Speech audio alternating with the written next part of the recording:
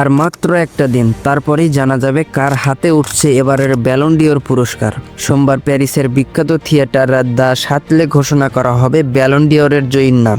গেল আগস্টে সম্ভাব্য সেরাদের যে সংক্ষিপ্ত তালিকা দেয়া হয়েছিল সেখানে আছেন লামিন ইয়ামাল, ওসমান দেমবেলে, রাফিনহা সহ আরও অনেকেই।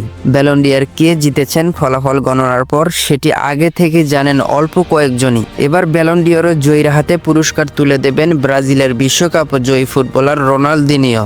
সাবেক এই ব্রাজিলিয়ানো ফুটবলার নাকি মজা করে বলেছেন, ব্যালন ডিওর কে জিতেছে সেটা আমি জানি, সে যেই ক্লাবে খেলে আমিও সেই একই ক্লাবে খেলেছি। এবার ব্যালন ডিওর জয়ের দৌড়ে বিশ্লেষকদের মতে যে দুটি নাম সবচেয়ে বেশি এগিয়ে তারা হলেন বার্সেলোনার লামিন ইয়ামাল আর পিএসজিতে খেলা ওসমান দেমবেলে। বার্সায় খেলা রাফিনহা জিততে পারেন এমন খবরও শোনা যাচ্ছে। রোনালদিনিও তার ক্যারিয়ারের পিএসজি এবং বার্সেলোনার দুই ক্লাবেই খেলেছেন, তাই সম্ভাব্য বোঝা যায় পিএসজিতে থাকা ওসমান দেমবেলে এবং বার্সেলোনাতে থাকা লামিন ইয়ামাল কিন্তু সবচেয়ে এগিয়ে।